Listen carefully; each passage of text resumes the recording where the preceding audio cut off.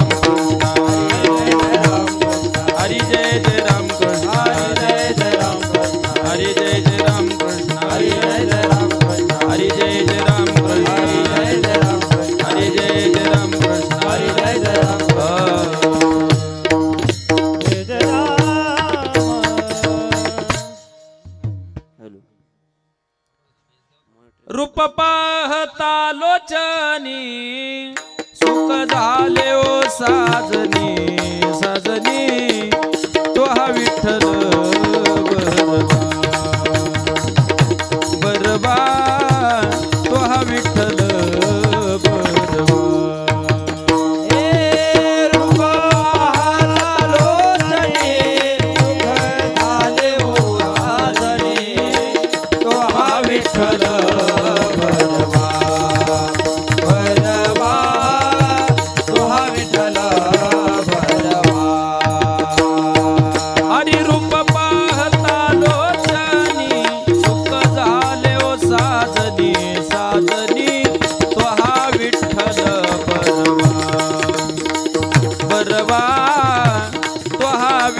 बरवा हे रूपा पाहता लोचने सुख झाले ओ साधने साधने तो हा विठ्ठल बरवा बरवा तो हा विठ्ठल बरवा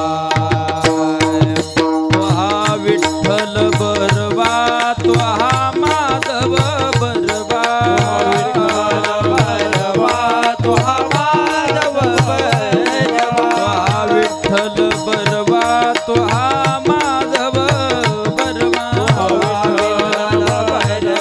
तो हा माधव बरवा विठ्ठल बरवा तो हा माधव बरवा बरवा तो हा विठ्ठल बरवा बरवा तो हा विठ्ठल बरवा हे तो हा विठ्ठल बरवा तो हा माधव बरवा बरवा तो हा विठ्ठल बरवा हे बरवा तो हा विठ्ठल बरवा बहुत सुकृताची जोडी म्हणून विठ्ठली आवडी आवडी तो हा विठ्ठल बरवा बरवा तो हा विठ्ठल बरवा हे बहुत सुकृताची जोडी म्हणून विठ्ठली आवडी आवडी तो हा विठ्ठल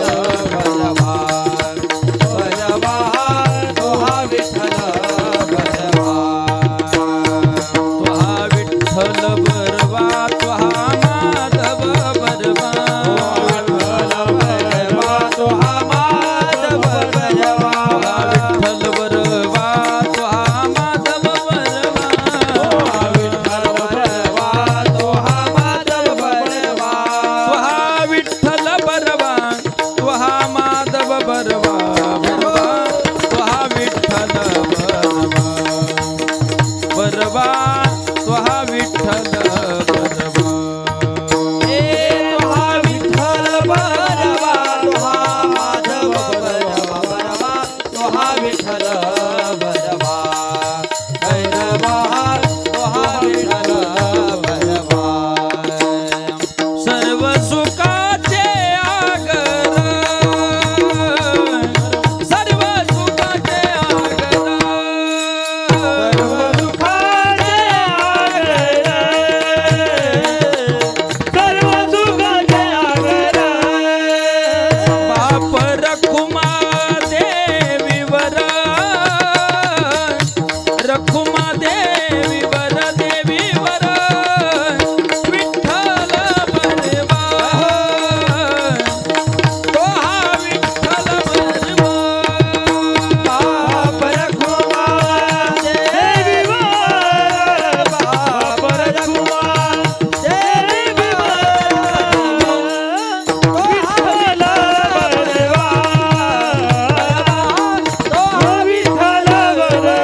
तो हा माधव बरवा माधव बरवा बरवा तो हा विठ्ठल बरवा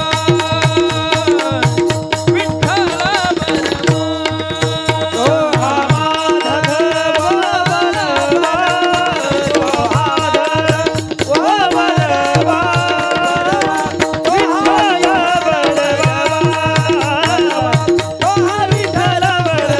जय जय राम कृष्ण हरी जय जय राम कृष्ण हरी जय जय राम कृष्ण हरी जय जय राम कृष्ण जय जय राम कृष्ण हरी जय जय राम कृष्ण हरी राम कृष्ण हरी जय जय राम कृष्ण हरी जय राम कृष्ण हरी जय जय राम कृष्ण हरी राम कृष्ण हरी जय जय राम जय जय राम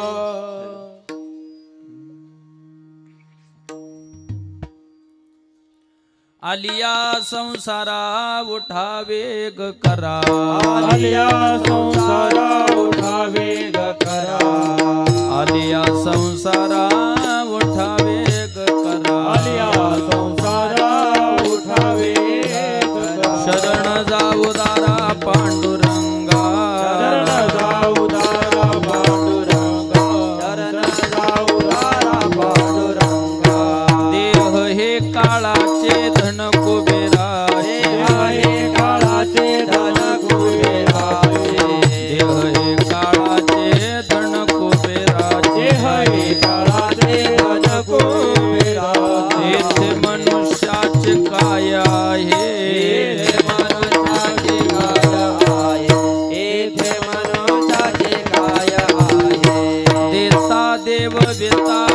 तानेव देव विताने ताने तेथे याची सत्ता काय आहे याची सत्ता काय आहे याची सत्ता काय आहे निमित्ताचा धनी केला से प्राणी निमित्ताचा धनी केला असे प्राणी माझे माझे म्हणून व्यर्थ गेला माझे माझे म्हणून व्यर्थ गेला माझे माझे म्हणून व्यर्थ गेला देह हे काळाचे धन कुबेराचे येथे मनुष्याचे काय आहे येथे मनुष्याचे काय आहे येथे मनुष्याचे काय आहे तुका म्हणे कार्य नाशवंतासाठी म्हणे कार्य नाशवंतासाठी तुका म्हणे कार्य नाशवंतासाठी म्हणे कार्य नाशवंतासाठी देवासवे आटी पाडतोशी देवासवे आटी पाडितोषी देवासवे आटी पाडितोषी म्हणे कार्य नाशवंतासाठी म्हणे कार्य नाशवंतासाठी म्हणे कार्य नाशवंतासाठी म्हणे कार्य नाशवंतासाठी देवासवे आटी पाडतोशी देवासवे आटी पाडितोषी देवासवे आटी पाडितोषी देह हे काळाचे धन कुबेरा देह हे काळाचे धन कुबेरा देह हे काळाचे धन कुबेरा देह हे काळाचे धन कुबेरा येथे मनुष्याचे काय येथे आहे मनुष्याचे काय आहे येथे मनुष्याचे काय आहे बार कुमाई टाळी वाजवा टाळी वाजवा बार कुमाई बार कुमाई बार कुमाई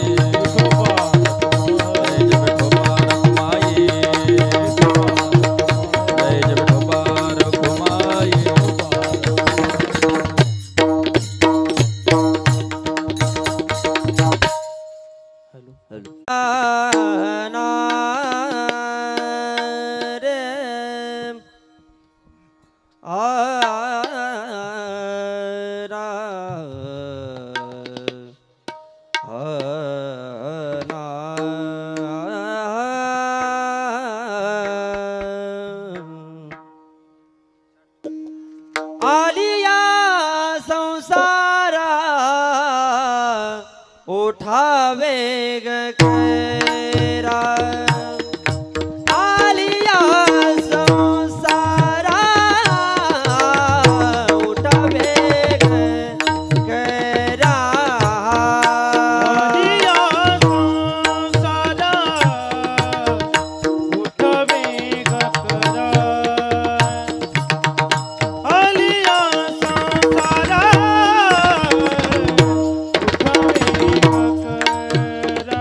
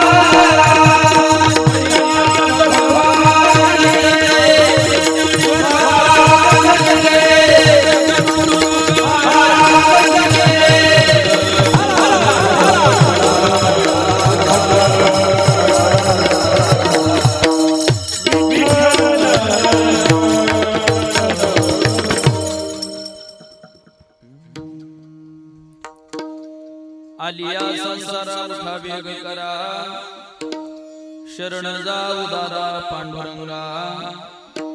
देह हे काळाचे धन कुबेराचे, येथे मनुष्याचे काय आहे। देता देवता नेता नेवता, तेथे याची सत्ता काय आहे। देह हे काळाचे धन कुबेराचे, येथे मनुष्याचे काय आहे। निमित्ताचा धनी केला से प्राणी, माझे माझे म्हणून व्यर्थ गेला। देह हे काळाचे धन कुबेराचे, येथे मनुष्याचे काय आहे। तुका म्हणे कार्य नाशिवंतासाठी, देवासवे आटे पाडितोषी। देह हे काळाचे धन कुबेराचे, येथे मनुष्याचे काय आहे। ढल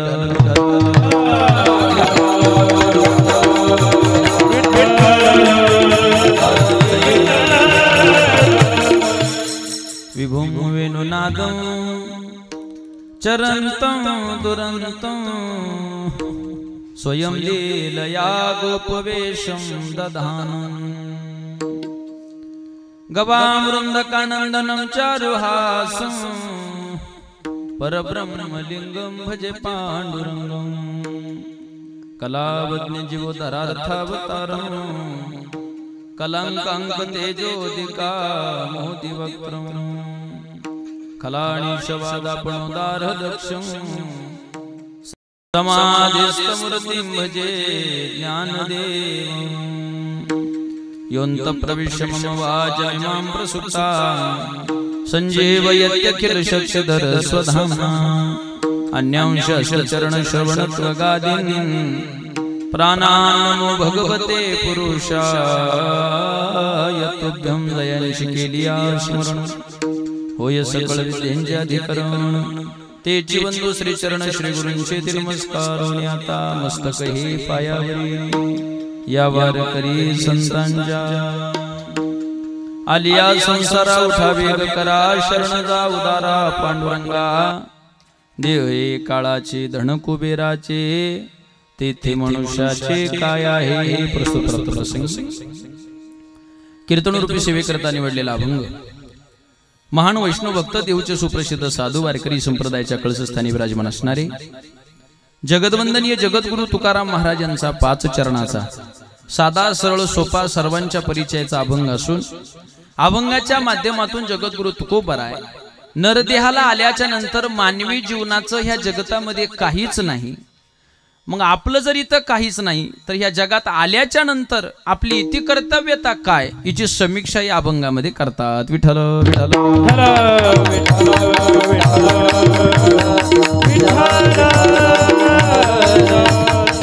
कीर्तनाला सुरुवात करण्याआधी थोडासा परिहार द्यायचा तो असा.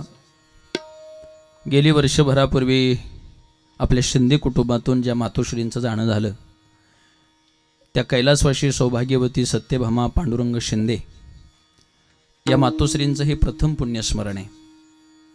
आणि या प्रथम पुण्यस्मरणाच्या निमित्तानं त्यांचा सर्व असणारा शिंदे परिवार, त्यांचा मुलगा, त्यांच्या मुली, त्यांचे पुतणे, मला वाटते बॅनरवरती बरीचशी नाव आहेत, हा सर्व परिवार आणि या सर्व परिवारांनी मातोश्रींच्या कार्यकर्तृत्वाला वर्षभरानंतर काहीतरी उजाळा मिळावा, त्यांची स्मृती व्हावी, त्यानिमित्तानं अन्नदान घडावं, त्यानिमित्तानं ज्ञानदान घडावं, हे शुद्ध आणि पारमार्थिक हेतून आयोजित केलेला हा भव्य आणि दिव्य अशा प्रकारचा कार्यक्रम. त्यानिमित्तानं कीर्तनासाठी उपस्थित असणारे महाराष्ट्रातील संगीत क्षेत्रातील, महाराष्ट्रातील मृदंग क्षेत्रातील सर्व दिग्गज मंडळी, माझी सर्व जिवलग मंडळी कार्यक्रमासाठी उपस्थित आहे. खरं तर सेवा ज्यांच्या माध्यमातून ही माझ्यापर्यंत पोहोचली ते माझे जिवलग मित्र, लिंगेश्वर वारकरी शिक्षण संस्थेचे सर्वेसर्वा आदरणीय हरिभक्तीपरायण मृदंग सम्राट सचिन महाराज चौधरी महाराजांचं सुद्धा सर्व शिष्य परिवारासकट महाराज उपस्थित आहे. सर्वतर सर्व नियोजनच महाराजांकडं होतं. एका प्रमुख व्यक्तीकडं नियोजन दिल्याच्या नंतर त्याला सुंदरता एक वेगळ्या प्रकारची येते, ती मात्र आज आली. महाराजही उपस्थित आहेत. माझे दुसरे जिवलग मित्र असणारे मृदंग क्षेत्रामध्ये ज्यांचं नाव सुद्धा अगदी महाराष्ट्रभर आहे ते हरिभक्तीपरायण मृदंग सम्राट संकेत महाराज सुद्धा कार्यक्रमासाठी हजर आहेत. माझ्या समवेत असणारे माझे जिवलग मित्र मृदंग सम्राट सौरभ महाराज मांडगे कार्यक्रमासाठी उपस्थित आहेत. ज्यांच्या संगीत क्षेत्रातल्या गायनाची मैफिल तुम्ही आम्ही सर्वजणांनी ऐकली ते हरिभक्तीपरायण संगीत क्षेत्रातली सगळी तज्ज्ञ मंडळी, गायनाचार्य आमचे शिवनाथ महाराज असतील, गायनाचार्य हरिभक्तीपरायण आमचे सागर महाराज असतील, तुम्ही सर्व जिवलग मंडळी सर्वांना कोटी कोटी धन्यवाद देतो. उत्तम साऊंड सिस्टीम आहे, वेळ जास्त झाला आहे त्याच्यामुळे आता फार प्रस्तावनेचा भर न करता थेट अभंगाकडे प्रवेश करतो. विठ्ठल विठ्ठल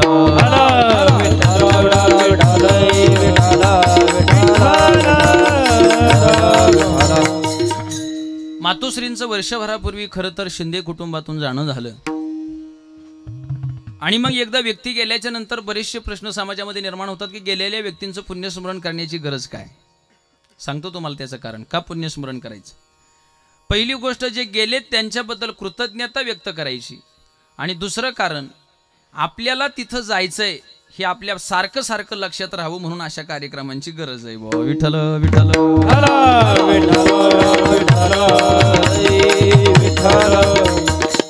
ह्या जगतामध्ये काही माणसांचे उपकार आमच्यावरती असे आहेत की त्यांच्या उपकारात राहणंच हाच त्यांचा उपकार फेडण्यासारखा आहे. कारण यशाच्या कितीही टोकावरती गेले तर काही माणसांचे उपकार फिटत नाहीत. त्याच्यामध्ये दोन व्यक्तींची प्रामुख्याने नावं सांगितली. एकाचं नाव आई आणि दुसऱ्याचं नाव आहे बाप. ह्या दोन व्यक्तिमत्वांमुळे आपण ह्या जगतामध्ये आलो, हे जग आपण पाहू शकलो. जगात जीवनामध्ये कष्टाची पराकाष्ठा जरी केली तरी त्यांच्या उपकारातून आपण कायमस्वरूपी उतराई होणं शक्य नाही. मग काय केलं पाहिजे, जिवंतपणी त्यांची सेवा केली पाहिजे आणि मृत्यूच्या पश्चात त्यांची उतराई म्हणून पुण्यस्मरणाचे कार्यक्रम साजरे केले पाहिजेत. विठ्ठल विठ्ठल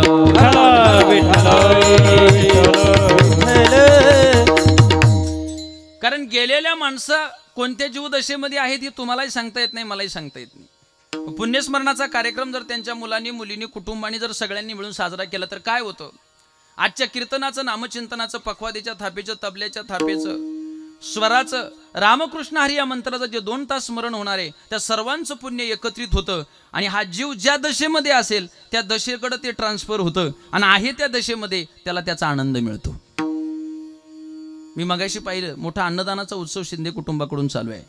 आज त्या अन्नदानाने जे काही जीव तृप्त होईल, त्यांच्या समाधानाचं जे काही पुण्य ते त्या जीवदशेला आमच्या मातोश्रींच्या प्राप्त होईल म्हणून वर्षभरामध्ये एक तरी कार्यक्रम आपल्या आई वडिलांच्या उत्सवाच्या निमित्तानं केलाच पाहिजे. विठ्ठल विठ्ठल.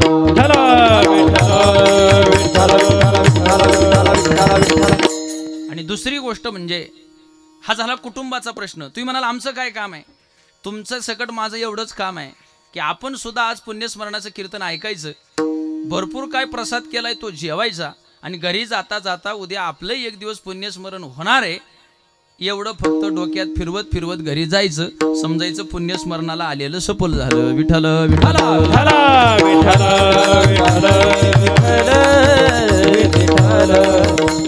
ह्या गोष्टीपासून सावध व्हायचंय, ह्या गोष्टीपासून बोध घ्यायचा आहे. तुकोबाराय म्हणतात एक पहा तसा एकाची दहणी सावध त्या गुणी कारिण व्हा. एकमेकाच्या कार्यक्रमानं सावध व्हायचं आहे आणि त्या निमित्तानं असणारा हा उत्सव आहे.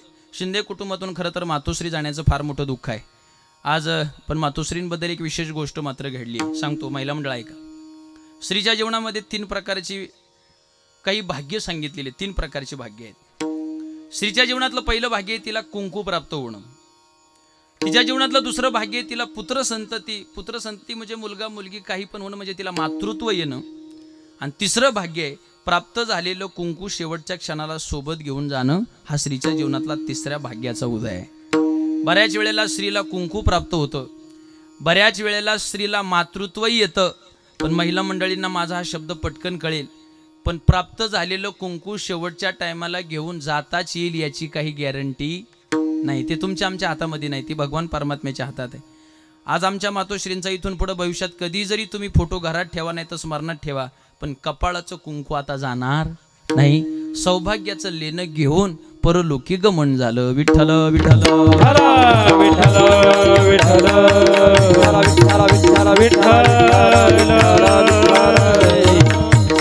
या जगतामध्ये प्रत्येक नात्याला पर्याय आहे.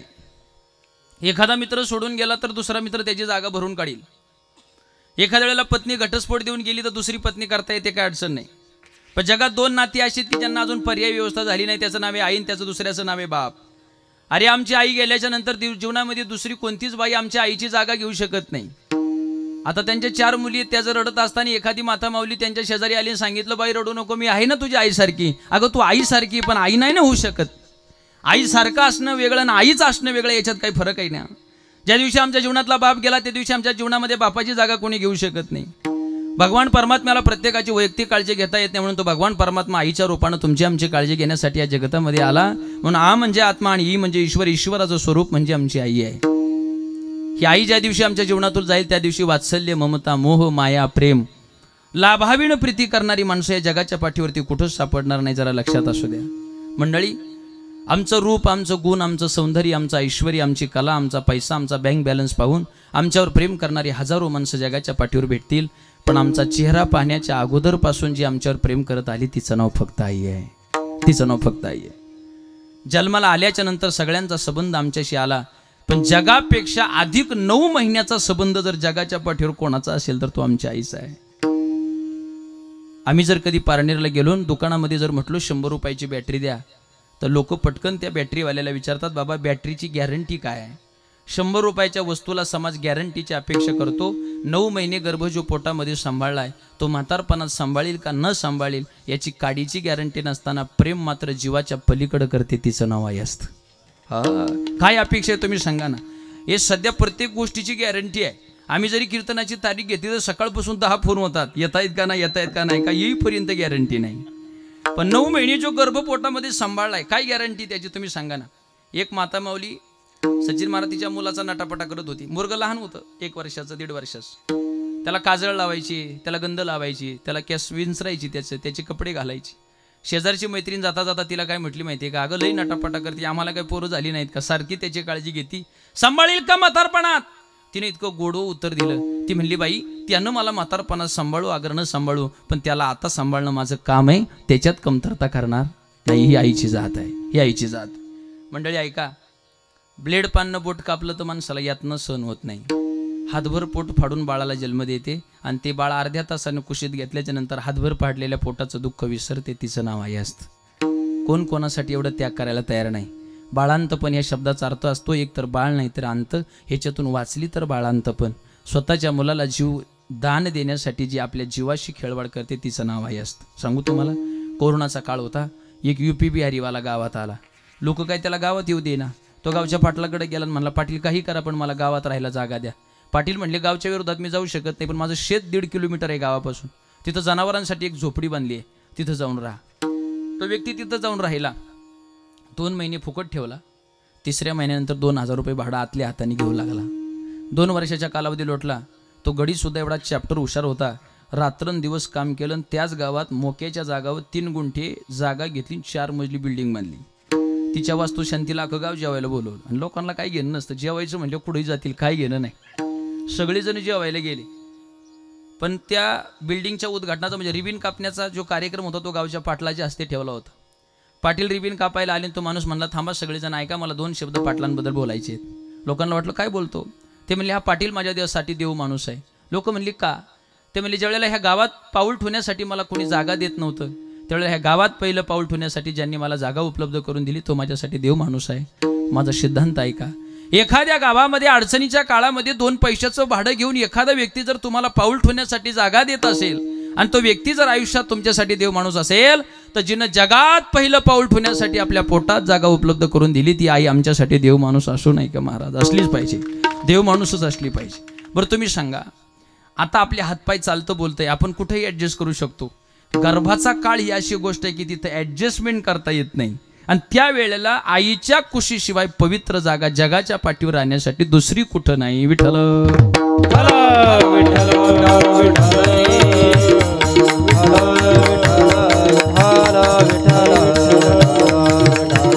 आणि एवढी नितांत प्रेम करणारी माता माऊली ज्या दिवशी आमच्या जीवनातून जाईल त्यावेळेला मात्र आमचं जे जीवन आहे ते ओस पडतं. ओस ममतेचा, मायेचा, प्रेमाचा हात फिरवणारी माणसं जगाच्या पाठीवर राहत नाहीत. महाराज म्हणतात, स्वामी तिन्ही जगाचा आई विणा भिकारी. ज्ञानोबारायांनी प्रार्थना करता ज्ञानोबाराय म्हणतात, सकळ तीर्थाचे दुरे जे का माता पितरे तया सेवेशी किर शरीरे लोन की जे. आई वडिलांच्या सेवेत फार मोठी ताकद आहे.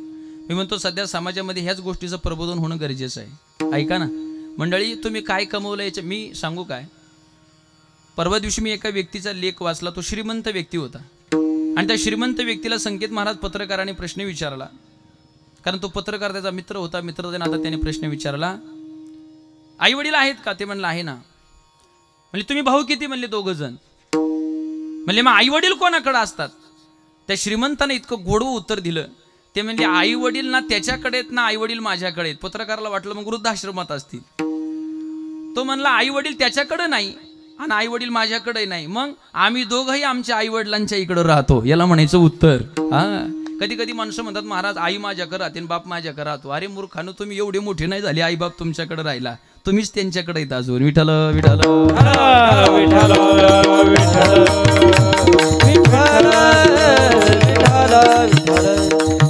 वर्षभरापूर्वी मातोश्रींचं शिंदे कुटुंबात जाणं झालं. पण तुम्ही आम्ही ज्या मृत्यू लोकामध्ये आलोय त्या मृत्यू लोकाचा एक कायदा आहे. तसे बरेचसे कायदे आहेत ह्या मृत्यू लोकामध्ये, पण त्या कायद्याची काही वेगवेगळी पद्धत आहे. भारताचा कायदा अमेरिकेत चालत नाही, अमेरिकेचा कायदा फ्रान्समध्ये चालत नाही, फ्रान्सचा जपानमध्ये नाही, जपानचा इटलीमध्ये चालत नाही, ह्या देशाचा कायदा त्या देशात चालत नाही. पण या सगळ्या विश्वामध्ये सर्वांना सरसकट एक कायदा लागू आहे आणि त्या कायद्याचं नाव आहे मृत्यू कायदा. मृत्यू हे प्रकरण अमेरिकेमध्ये सुद्धा आहे. मृत्यू नावाचं प्रकरण जगाच्या पाठीवर जेवढी जेवढी जीवदशा म्हणून जगाच्या पाठीवरती आली त्या सगळ्या जीवदशांना एक कायदा लागू होतो आणि त्या कायद्याचं नाव आहे मृत्यू कायदा. काही कायदे असे ज्याला जातीची बंधन आहेत, काही कायदे असे ज्याला वयाची बंधन आहेत, काही कायदे असे ज्याला नको त्या सगळ्या गोष्टीची बंधन आहेत. पण मृत्यू कायदा इतका मोकळा आहे आणि इतका सुटसुटीत आहे, त्याला ना जातीचं बंधन आहे, त्याला ना वयाची मर्यादा आहे, ना तो कोणाच्या प्रतिष्ठेला जुमानीत, ना तो कोणाच्या पैशाचा विचार करत. ज्या वेळेला बारी भरली येतो आणि घेऊन जातो, कळत सुद्धा नाही महाराज. विठ्ठल विठ्ठल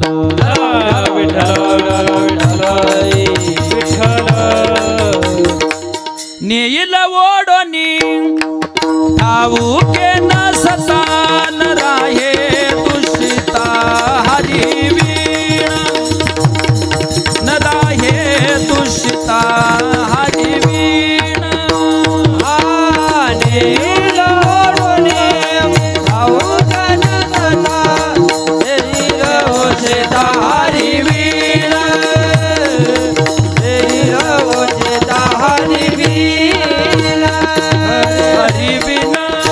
हरी वीण. सगळ्यांवर सारखं प्रेम करतो त्याचं नाव आहे मृत्यू. मृत्यूला जेवढा कीर्तनकार आवडतो तेवढाच पेनारा आवडतो. याच्यावर तुमचं मत काय. ते कीर्तनकाराला वेळ वाढून देत नाही आणि पेतडाला लवकर नेत नाही, सगळ्यांवर सारखं प्रेम करते. पारनेरवरून येणारी एसटी जर इथं वडगाव सवताळेमध्ये 10 वाजता येत असेल, लवकर आली तर ती 9:45 येईल आणि उशीर झालं तर 10:15 येईल. पण मृत्यूची गाडीचा टायमिंग असा आहे, तिचं जर टायमिंग 10चा असेल तर ते 9:59 येत नाही, 10:01 येत नाही. टायमिंग म्हणजे टायमिंग. आणि आल्याच्या नंतर नाथ महाराजांची गोड ओवी सांगतो पुढे जातो. ऐका, महाराज म्हणतात, मृत्यू न विचारी गुणदोष, न पाहे देश विदेश, न म्हणे रात्रं दिवस, करी तसे नाश तत्काळ. मृत्यू आला म्हणजे 6 गोष्टी विचारून येत नाही. कोणत्या 6 गोष्टी सांगतो ऐका. मृत्यू माणूस चांगला आहे का वाईट हे पाहत नाही. 2, तो रात्र आहे का दिवस हे पाहत नाही. 3, आणि तिसरी गोष्ट, देश पाहत नाही, विदेश पाहत नाही. वडगाव सवताळ्याचा माणूस आहे, तो पलीकडे गेलाय कुठंतरी, मग येऊ दे त्याच्या गावामध्ये, मग नेतो असं म्हणत नाही. 250 देश जगाच्या पाठीवर, पण एक तरी माणूस मृत्यूच्या तडाख्यातून वाचला असा इतिहास मला जगाच्या पाठीवर दाखवा. म्हणून मंडळी, इथं बसलेल्यापैकी माझ्या सगळं असा कोणी माणूस नाही ज्याला मरायची इच्छा आहे, पण मरायला प्रत्येकावर लागतं. ही मोठी जीवनाची शोकांतिक आहे. ज्ञानोबा म्हणतात, जगस्पृहे आस्पद एक सार्वभौम पद, न मरणे निर्विवाद जगापडे. मराव कोणाला वाटत नाही, पण मराव प्रत्येकाला लागते. कोणी हातवर करून सांगा म्हणा मला मराव वाटतंय का? कोणालाच मराव वाटत नाही. फक्त आपण कधी कधी घरात लय त्रास झाला की लोक म्हणतात, देवा माझी चिठ्ठी कुठं हरवली. तुम्ही चिठ्ठीचं नाव काढायला, देव जर तुम्हाला न्यायला आला तर तयारी आहे का? नाही ना तयारी कोणाची. मराव वाटत नाही, पण मृत्यू प्रत्येकाला आहे. मृत्यूची दशा प्रत्येकाला आहे का? कारण तुम्ही आम्ही ज्या मृत्यू लोकात राहतो त्या प्रत्येक जीवदशेला महाराज म्हणले मरण आहे. तो महाराज म्हणतात, कोणे दिवशी यम येतील चालून, कोणे दिवशी प्राण जातील घेऊन, कोणे दिवशी स्मशानी जाऊन, एकटे राहावे एकटे राहावे, समयाशी सादर भावे, समयाशी सादर भावे. जावं लागेल, थांबता येणार नाही फार. म्हणून ऐका, जगणं आमच्या हातामध्ये नाही, मरणं आमच्या हातामध्ये नाही, पण मधल्या काळातलं जे आयुष्य आहे ते मात्र आमच्या हातामध्ये आहे. त्या मधल्या काळामध्ये माणसाने इतकं उत्तम प्रकारचं जीवन जगायचं, इतकं उत्तम प्रकारचं जीवन जगायचं की मृत्यूच्या पश्चात तुम्हाला जगता आलं पाहिजे. कारण मृत्यू सुद्धा 2 प्रकारचा आहे, मरण 2 प्रकारचं आहे. एक शारीरिक मरण आहे आणि दुसरं कीर्तीचं मरण आहे. शरीरानं मलाही मरायचं आणि शरीरानं तुम्हालाही मरायचं आहे. फक्त बाबांनो एवढी काळजी घ्या, तुमची कीर्ती मरू देऊ नका. जीवनात आले जर तुमची कीर्ती मेली तर तुम्ही जिवंत असून सुद्धा शेजारचा तुम्हाला नमस्कार घालणार नाही. शेजारचा नमस्कार घालत नाही. सांगूय तुम्हाला, जेवढी भगवान श्रीकृष्णाची कीर्ती तेवढीच कंसाची सुद्धा कीर्तीच आहे. पण भगवान श्रीकृष्णाची जयंती होते, कंसाची जयंती होत नाही. भगवान श्रीकृष्णाची हजारो मंदिरं झाली, कंसाचं मंदिर तयार होत नाही. याचं कारण आहे, भगवान श्रीकृष्णाची उत्तम कीर्ती राहिली आणि कंसाची अधम कीर्ती तू का म्हणे एक मरणे निधारे, उत्तमाची उरे, उत्तमाची उरे कीर्ती मागे. एका मरणे निधारे, उत्तमाची उरे, उत्तमाची उरे कीर्ती मागे, कीर्ती मागे. आपल्या मृत्यूच्या पश्चात सुद्धा आपली कीर्ती ह्या जगतामध्ये दिवंगत राहिली पाहिजे याची काळजी जिवंतपणे माणसाने घेणं गरजेचं आहे. आणि कीर्ती कोणाची जगात राहत नाही. पुतळे जे चौकात तयार झालेत ना गावोगावी मोठमोठ्या तालुक्यात जिल्ह्यामध्ये, ते कोणाचेही होत नाही. स्वतःचा संसार ज्यांनी रात्रंदिवस काबाड कष्ट करून पूर्णत्वाला न्यायला, पुतळे त्यांचे तयार होत नाही, त्यांची थडगी तयार होतात. थडग्यात आणि पुतळ्यात फरक आहे. पुतळे कोणाचे तयार होतात? स्वतःच्या संसाराची राख रांगोळी करून जगाच्या संसारासाठी ज्यांनी रात्रंदिवस प्रयत्न केला, पुतळे त्यांचे झाले. कारण समाज हा नेहमी भोग्याला नाही, समाज नेहमी त्याग्याला ध्यानात धरतो. विठ्ठल विठ्ठल.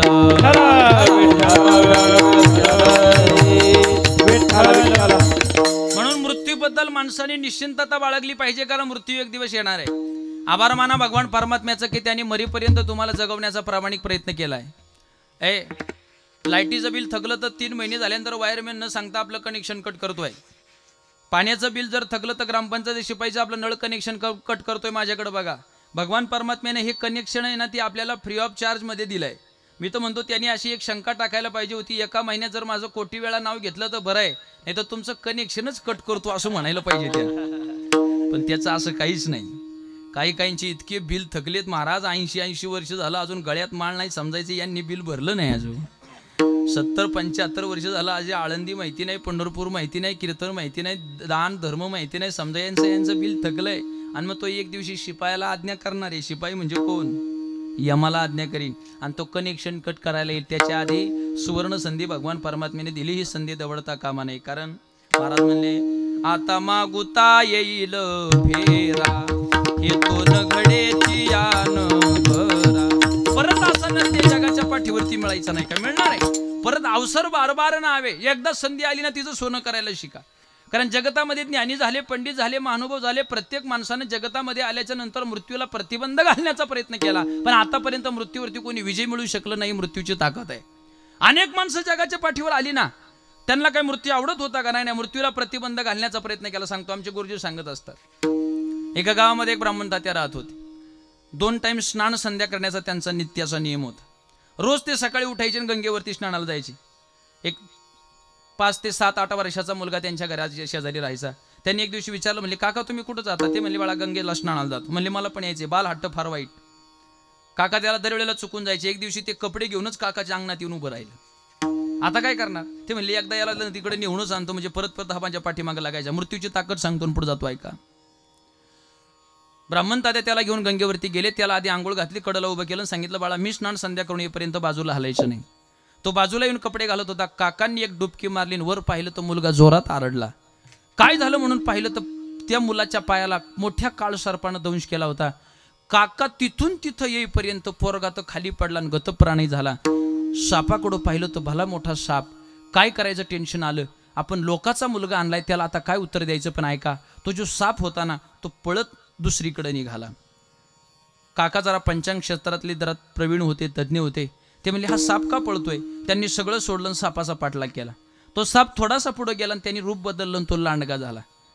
लांडग्यानं तिथं काही मेंढपाळाच्या 1-2 शेळ्या होत्या, त्या शेळ्यांचा फस्ता पाडला. थोडंसं कुतूहल ब्राह्मण तात्यांच्या मनामध्ये वाढलं. सापाचा लांडगा? सापाचा लांडगा काय आहे? लांडग्याचा पाठलाग केला. तो लांडगा थोडासा पुढे गेला आणि त्याचा वाघ झाला. वाघाने एका गोराख्याची गाई खाली. आणि मग तो कुतूहल हृदयामध्ये वाढलं, काय होतंय असं? मग लपत छपत वाघाचा पाठलाग केला. वाघानं इकडं तिकडं पाहिलं, भल्या मोठ्या डोंगरावर गेला आणि वाघानं रूप बदललं. वाघ आपल्यासारखा माणूस झाला. जसा माणूस झाला तसा पाठलाग केलेले काका त्याच्या पाठीमागं धावत गेले. माणसाला आता माणसाची भीती राहिली नाही. कडकडून पायाला मिठी मारली. सांगितलं कोण आहात तुम्ही?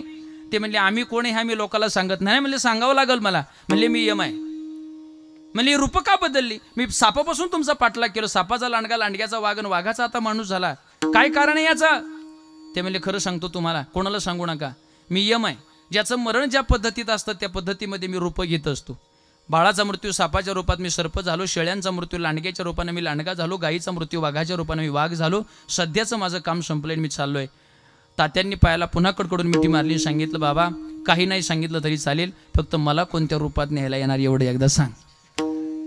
यम धर्म म्हणले आम्ही सगळे पेपर फोडतो, पण हा पेपर फोडत आणि हा पेपर फुटत नाही म्हणून बरं आहे.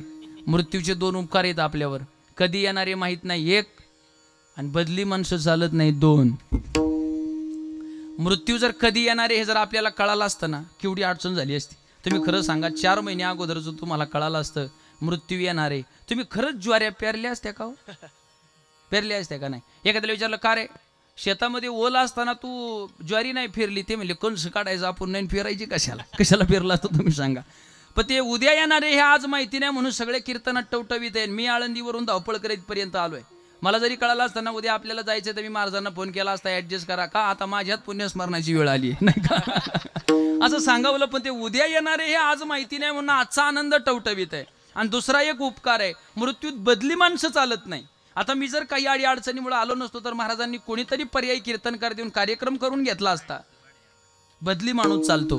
पण तुम्ही सांगा, घरामध्ये एखाद्या तरुण मुलावरती मृत्यू आला, कधी कधी एखाद्या घरात तरुण माणूस गेला ना, आम्ही त्या घरात गेलो का ते म्हातारा आमच्यापाशी रडतं म्हणतं महाराज माझा 10-15 वर्षाचा नातू गेला हो. आपण म्हणायचं जाऊ दे आजोबा, मग आता काय करायचं? नाही नाही, देवाने मला न्यायला पाहिजे होतं आणि त्याला ठेवायला पाहिजे होतं. आता हे असं जे बोलणं, ही योजना आहे म्हणून का नाही म्हणून? हे खरं सांगा, तुम्हाला सटवायची शपथ आहे.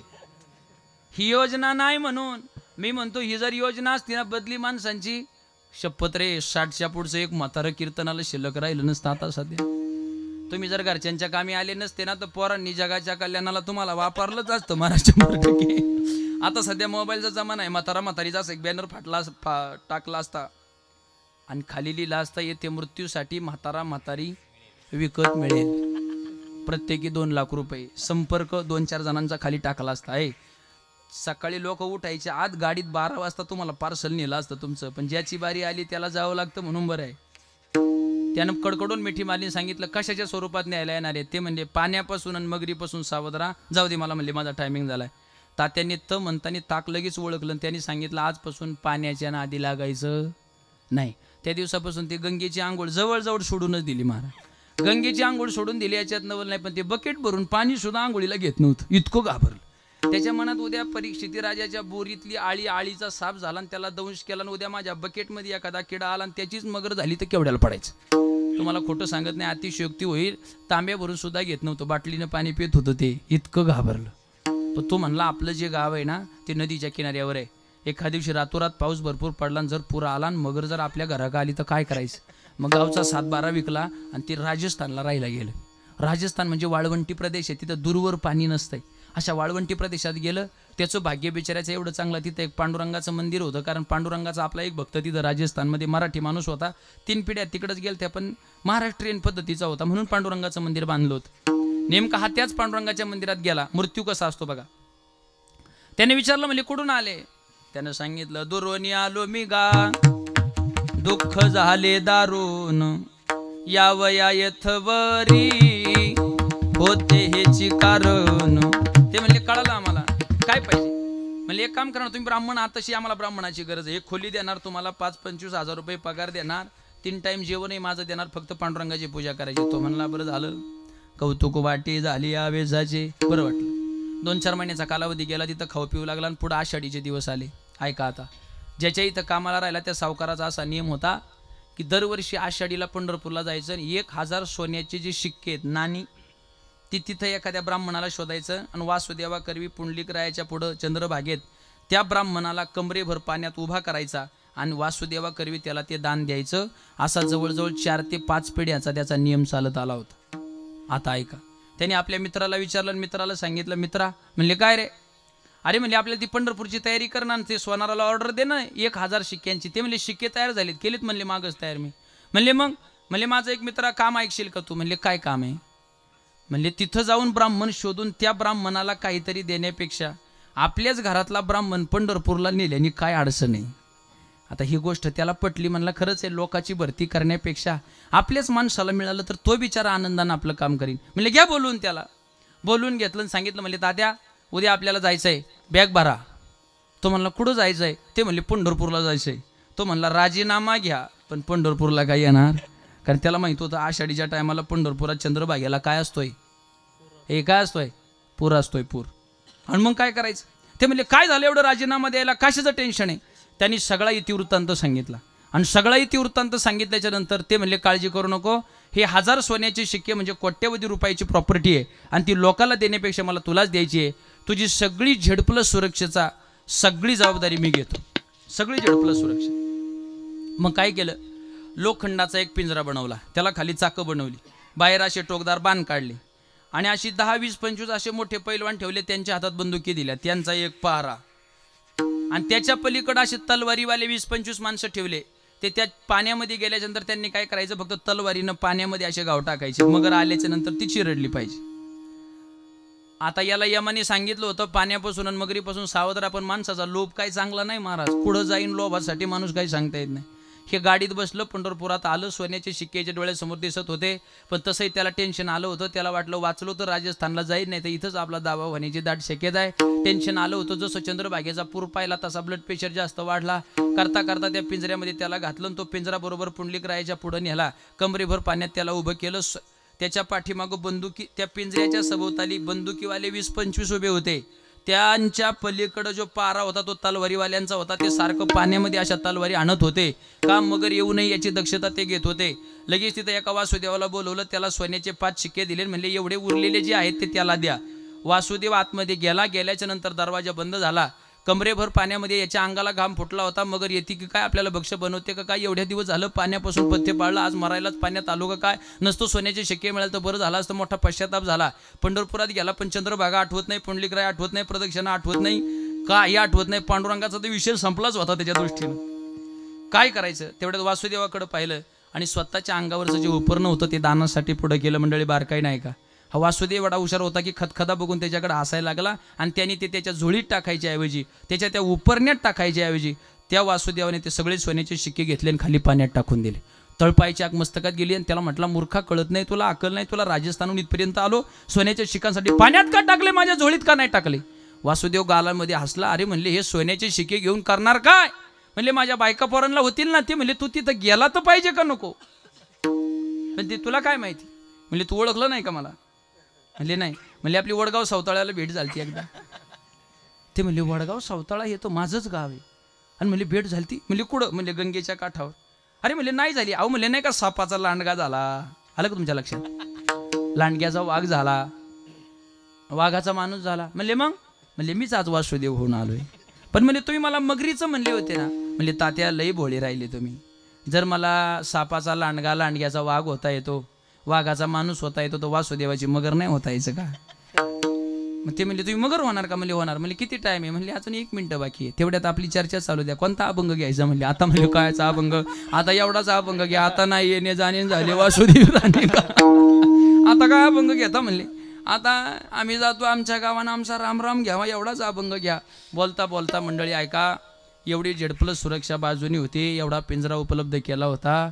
त्या वासुदेव टायमिंग भरलं. वासुदेवाने मगरीचं रूप घेतलं, पिंजऱ्यात भक्ष बनवलं. बाकी कोणालाही काही कळालं नाही. याला मृत्यू म्हणतात. गाडी गाडी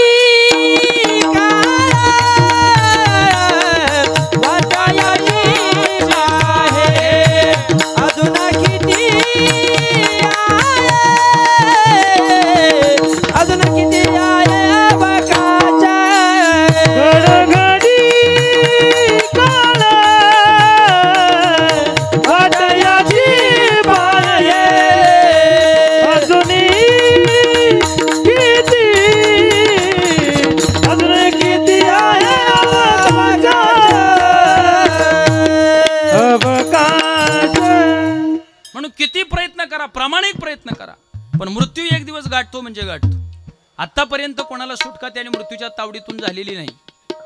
आणि आयुतून पुढे सुद्धा किती माणसं येऊ दे. अरे सांगू काय, ज्याचा मामा भगवान श्रीकृष्ण होता, ज्याचा बाप अर्जुनासारखा धनुर्धारी होता, ज्याचा चुलता भीमासारखा गदाधारी होता, असा अभिमन्यू रणांगणामध्ये शत्रूच्या लाताबुक्या खाऊन मरण पावला, पण त्याला बापाचा, मामाचा किंवा चुलत्याचा वशीला मृत्यूच्या पुढे लावता आला नाही. एवढा ताकदवान मृत्यू आहे. ज्याचा मुलगा प्रभू रामासारखा जगाचा चालक मालक होता, ज्याची सून लक्ष्मीसारखी सीता होती, आणि ज्याचा मित्र स्वर्गाचा राजा इंद्र होता, एवढा दांडगा वशिला ज्याचा होता, तो दशरथ राजा पाणी करता करता मरण पावला, पण त्याला आपल्या मुलाचा, सुनेचा किंवा मित्राचा वशिला लावता आला नाही. ज्याचा मामा भगवान श्रीकृष्ण होता, तो जर लाताबुक्या खाऊन मरण पावला, तर आपला मामा ग्रामपंचायतचा माजी सदस्य आपलं काय चालन, तुम्ही जरा लक्षात धरा. काय चालायचं. महाराज म्हणले, मग तेथे न चले काही, सत्ता संपदा राहील ठायच्या ठाई, पुढे संचित जाईल ते ग्वाई, तुका म्हणे ताई यम आज्ञा काही चालत नाही. मृत्यू आला म्हणजे महाराज म्हणतात, धनानी भूमो पश्यवश्य गोष्टी भार्या ग्रहद्वारे जनस्मशानी देहश्चितायाम परलोक मार्गे कर्मानो गोगच्छते जेवैका. अरे माणसं मेली म्हणजे पैसा बँकेत राहतो, जनावरं गोठ्यात राहतात, बायका मुलं घरापर्यंत येतात, सगळे सोयरे स्मशानभूमीपर्यंत येतात, पण टाकलेल्या लाकडावरती आम्हाला जावं लागतंय. तिथं आमचा सांगाती कोणी होत नाही ना. कोण सांगाती होतं तुम्ही सांगा ना. कबीर महाराज म्हणतात, मतलब के हे सब संग साथी, जब वक्त पड़ा तो कोई नहीं, जब टिकट मिला है जाने का तो डेरा बनाया स्मशानों में, वहाँ जलाने वाले लाखों थे लेकिन जलने वाला कोई नहीं. स्मशानभूमीत गेल्यावर आम्हाला जाणणाऱ्यांची गर्दी आहे. काय तुम्ही सांगा ना. सगळी तुम्ही आम्ही साधी माणसं आहेत, काही नाही. 10 कोटीचा बंगला असला तर कोणी टेरेसवर जाळत नाही का. जाळते आपल्याला नाही. बंगला कशाला म्हणायचं, जिथं गेल्यावर आपल्याला कोणी उठ म्हणत नाही त्याचं नाव बंगला. आणि तो प्रत्येक गावाच्या खाली बांधलेला असतोय, त्याचं नाव काय. हा, तुमच्या ध्यानात आलं. स्मशानभूमी आपल्या सगळ्यांचा बंगला आहे. म्हणजे ज्याच्या गावची स्मशानभूमी तो त्याचा बंगला आहे. का तिथं गेल्यावर आपल्याला कोणी उठ म्हणत नाही. श्रीमंत माणसांच्या घरामध्ये गेल्यावर बटन दाबल्यावर गार पाणी, बटन दाबल्यावर गरम पाणी आहे. काय व्यवस्था आहे. लाखो रुपयाचे शॉवर आहेत, पण शेवटची आंघोळ ग्रामपंचायतीचा रस्ताच आहे आणि मोडलेली खाटच आहे. तुम्हाला शॉवर खाली धुवून आणले का कोणी. हातभर गादीवर झोपणारी माणसं स्मशानभूमीत गेल्यावर आहे त्या लाकडावर ॲडजस्टमेंट आहे. एखादा क्लासहून अधिकारी म्हणला का, आयुष्य गेलंय माझं स्पंचच्या गादीवर झोपण्यात, मग आणा माझी गादी मला झोपू द्या. कोण गादीवर झोपणार आहे? मेल्यावर हातवर करा बरं. कोणी झोपत नाही. हे ऍडजस्टमेंट आहे. तुकोबाराय म्हणतात पलंगनी हाला सुपती शेवटी गोवऱ्या संगाती. सगळ्या गोष्टीच्या किमती बदलल्यात, पण अजूनही माणसं मेल्यावर लोक कपाळाला रुपयाच लावतात. तुमच्या तालुक्यात किती आहे? एकच आहे. तुम्ही सांगा बरं. सगळ्याच्या किमती वाढवल्या लोकांनी, पण रुपयाची किंमत का वाढवली नाही? का? त्या रुपयाला तुम्हाला सांगायचंय किती पळण किती मरमर कर, जातानी तुझी किंमत एकच रुपया आहे. आणि मोठ्या थाटामाटात रुपया घरापासून लावून स्मशानभूमीपर्यंत जातो. आमच्या पुणे जिल्ह्यात दुसऱ्या दिवशी सावडतात. इकडं दुसऱ्या दिवशी लोक सावडायला गेली ना, तर तो रुपया गावच्या मसनवट्यात रे टाकून गेला. इथला रुपया सुद्धा वरती नेण्याची ताकद कोणात नाहीये. जन्माला आलो तेव्हा आयुष्यात पहिलं वस्त्र मिळालं, त्याचं नाव बाळूत आहे. आणि मेल्यावरती नातेवाईक गावकी भावकी आंघोळ घालते आणि शेवटच्या वस्त्रात गुंडाळते, त्याचं नाव कफन आहे. जन्माला आलो आयुष्यातलं पहिलं वस्त्र बाळू, त्याला खिसा नव्हता. आणि मरायचे त्यावेळेला शेवटचं वस्त्र आहे, त्या कफनाला खिसा नाही. मधल्या काळात खिसं कापायचे, धावपळ किती चालू आहे, भरायची धावपळ चालू आहे, पण खिसा शेवटच्या वेळेला राहणार नाही. महाराज म्हणले बांधून या देते यमाचे हाती, भूषणे ही घेते काढून या. आंघोळीच्या टायमाला आणल्याच्या नंतर कमरेचा कडदोरा सुद्धा तोडायची पद्धत समाजामध्ये का? येताना आणला नव्हता, जाताना कोणी नेऊ देणार नाही. याच्यासाठी एक करा. महाराज म्हणले सावध होई बापा, काळ लागला मापा. सावध होय बाबा, काळ लागला मापा. प्रपंच गुंतू नको, पाये बुडत से बापा. प्रपंच गुंतू नको, पाय बुडत से बाबा. सावध होई बाबा, काळ लागला मापा. सावध होय बाबा, काळ लागला मापा. लागला मापा. लागला मापा. मापाला लागलाय तो. प्रत्येक वेळेला तुम्हाला संकेत देतोय आणि सांगतोय बाबा तुम्ही सावध व्हा. महाराज म्हणले आला कोठोनिया, जा शिकवण्या रे गावा. घरदार तुझे नाही, अवघी लटकीच माया. वेदशास्त्र पुराणे, हाका मारी ती लोका. गाफिल निजताना, काळ देईल धोका. सावध होई बापा, काळ लागला मापा. घेऊन जाईल तुम्हाला, कळायचं सुद्धा नाही तेवढ्या अवकाशात घेऊन जाईल. महाराज म्हणले माशी पाक पाखडी तव हे सरे. तुम्ही म्हणाल महाराज याला काही रामबाण उपाय आहे का? नाही, याला एकच रामबाण उपाय आहे का? एखादी गोष्ट ज्या वेळेला आपल्या ताकदीनं होत नसेल त्यावेळेला दुसऱ्याच्या मदत आपण घेतली पाहिजे. कोणाची तरी आपली मारामारी झाली, तो जर आपल्याला आठवत नाही लक्षात आल्याच्या नंतर आपण कोणाला तरी शेजारच्याला हाक मारली पाहिजे. तुम्ही मला नाही मारली तर मग फुकाट माराल, बाकी काय नाही होणार. दुसऱ्याचा आश्रय घेतला पाहिजे. मृत्यूच्या बाबतीत आम्ही आमच्या ताकदीवर त्याला जिंकू शकत नाही. मग कोणाच्या ताकदीवर जिंकायचं? मृत्यू ज्याच्या आधी नाही ना त्याची शरणागती पत्करायची, म्हणजे आपण तिथपर्यंत जायचं. आणि त्याच्याजवळ गेलं का महाराज म्हणतो त्याचं मृत्यूवरती कंट्रोल असल्यामुळं तो मृत्यू आपल्याला सुद्धा काही करत नाही. महाराज म्हणतात तो हा उतरील पार, तो हा उतरील पार. तो हा उतरेल पार, तो हा उतरेल पार. भवदुस्तर नदीचा, भवदुस्तर नदीचा. तो हा उतरील पार, तो हा उतरेल पार. हे भवदुसरा नदीचा, भवदुसरा नदीचा. तो हा उतरेल पार, तो हा उतरेल पार. उतरील पार. उतरेल पार. त्या भगवान परमात्म्याच्या जर शरणागती तुम्ही पत्करली तर महाराज म्हणले तू का म्हणे तो जर सोडविना कोणी, एका चक्रपाणी वाचोनी. त्याच्याशिवाय तुम्हाला जगाच्या पाठीवर सोडवणारं कोणी नाही. हे फार मोठा उपकार खरं तर भगवान परमात्म्याने तुमच्या आमच्या केला मंडळी. बारकाई नाही का? कोरोनाची 1 लाट आली, 2 लाटा आल्या, 3 लाटा आल्या, भली भली माणसं त्या लाटांमध्ये वाहून गेली. पण आज तुम्ही कीर्तन ऐकायला आणि मी कीर्तन करायला जिवंत, ही केवळ भगवान परमात्म्याची आपल्यावर असणारी कृपा आहे. महाराज त्यांनी जर ठरवलं ना तर 1 सेकंद सुद्धा तुम्हाला जगू देणार नाही का? जगू देत नाही, जगू द्यायचं.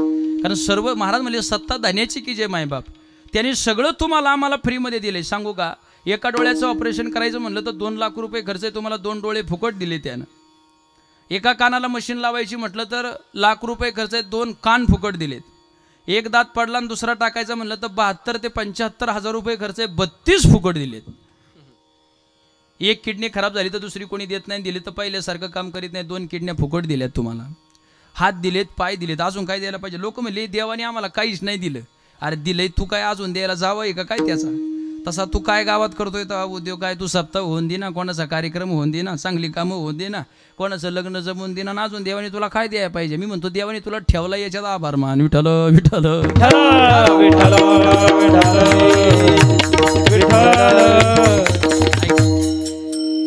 एक 82 ते 85 वर्षाचे आजोबा होते, ते आजारी पडले. मुलं त्यांचे पितृभक्त होते, आजारी पडले, श्वास घ्यायला त्रास होऊ लागला. मग दवाखान्यात नेलं. डॉक्टरांनी, मुंबईच्या डॉक्टरांनी सांगितलं बाबा इथं इलाज होणार नाही, दिल्लीला न्यावं लागेल. ते म्हणले दिल्लीला जाईपर्यंत बाप जगायचा नाही, मी दिल्लीच्या डॉक्टरांनी इथं बोलवा. दिल्लीच्या डॉक्टरांना बोलवलं. दिल्लीचे डॉक्टर आले, बाबांना चेकअप केलं, सांगितलं हृदयाची सर्जरी करावं लागेल, त्याच्याशिवाय नाही होणार. मग सकाळी 9 वाजता ऑपरेशन थिएटरला नेलं. दिल्लीच्या डॉक्टरांनी दुपारी 3 वाजेपर्यंत 6 तास ऑपरेशन चाललं. विज्ञान इतकं पुढं गेलं की तुमचं हृदय बाजूला काढून ठेवतंय, मग त्याच्यावरती शस्त्रक्रिया होते, पुन्हा हृदय जॉईंट होतंय. 85 वर्षाचे आजोबा आहेत, पण हृदयाची शस्त्रक्रिया बी यशस्वी केली. यशस्वी केल्यानंतर बाहेर आले आणि सांगितलं ऑपरेशन इज सक्सेसफुल. पण ते म्हणले आम्हाला दिल्लीला जाणं गरजेचं आहे. म्हणले बिल किती झाला तुमचा?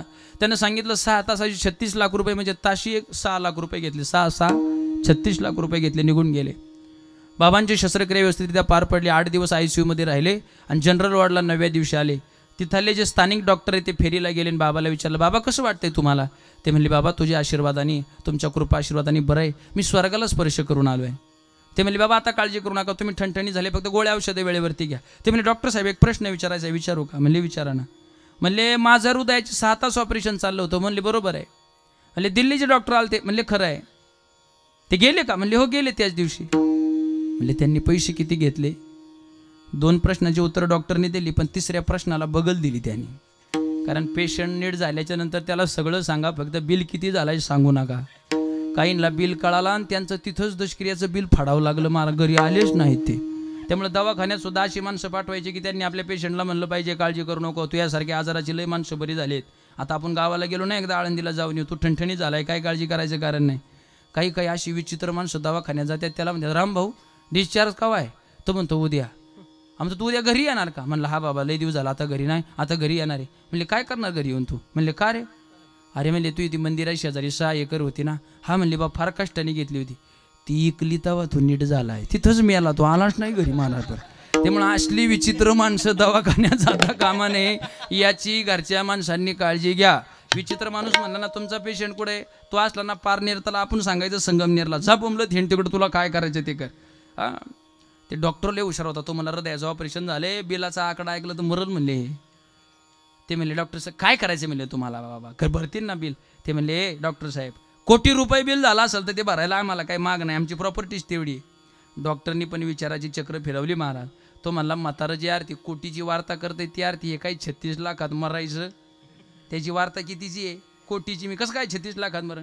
ते म्हणले आमचा बिल जनरल काढायचा बाकी अजून, पण दिल्लीच्या डॉक्टरांनी जे 6 तास तुमच्यावर शस्त्रक्रिया केली ना, त्या शस्त्रक्रियेचे त्यांनी मात्र 36 लाख नेले.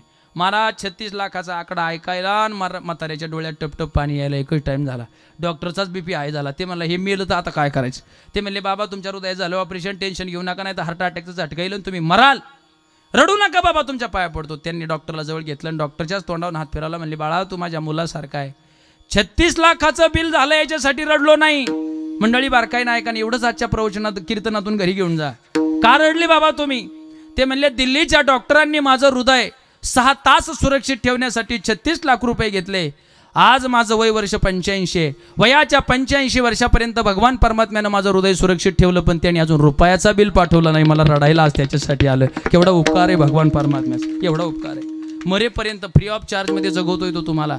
जन्माला येण्याच्या अगोदर ही जमीन त्यानेच तयार केली. सूर्य त्याच्या आज्ञेनुसार उगवतोय, हवा त्याच्या आज्ञेनुसार येते, पाऊस त्याच्या आज्ञेनुसार पडतोय. जीवनात ज्या माणसाचे संयोग वियोग होतात ती सर्वस्वानं भगवान परमात्म्याची इच्छा आहे. मग महाराज म्हणले एवढा ताकदवान जर जगाच्या पाठीवर तो असेल आणि मृत्यूची भीती तुम्हाला असेल तर जगाच्या पाठीवर नको त्याची शरणागती पत्करण्यापेक्षा मृत्यूच्या तावडीतून सुटण्यासाठी देहाला आलेत, संसाराला आलेत ना, मग एक काम करा. काय करू मृत्यूला चुकवण्यासाठी? अभंगाचं पहिलं चरण.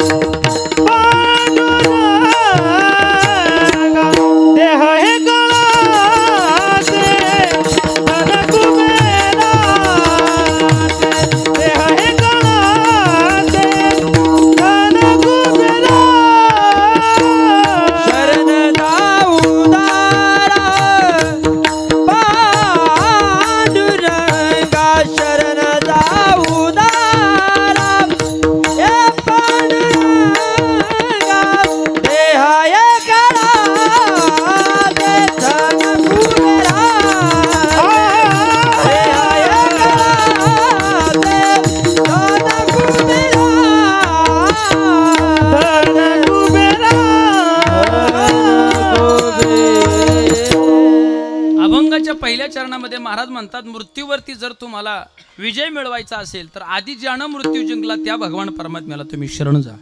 काय करेल तो? महाराज म्हणतात तो तुम्हाला मृत्यूच्या तावडीतून वाचेल. कारण भगवान परमात्मा स्वतः गीतेमध्ये म्हणतात अर्जुना तेषामहं समुद्धता मृत्यू संसार सागरात भवामि न चिरात पार्थ मय्या वेशित चेतसाम जो मज होय अनन्य शरण त्याचे निवारी मी जन्म मरण या लागे शरणागता शरण मिची ऐकू. म्हणून भगवान परमात्म्याची शरणागती पत्करली की तुम्हाला मृत्यूपासून सुटका मिळते सांगतो ऐक. काशीमध्ये एक ब्राह्मण होता. बरेच दिवस झालं लग्न होऊन पण पुत्र संतती नव्हती. काय करायचं?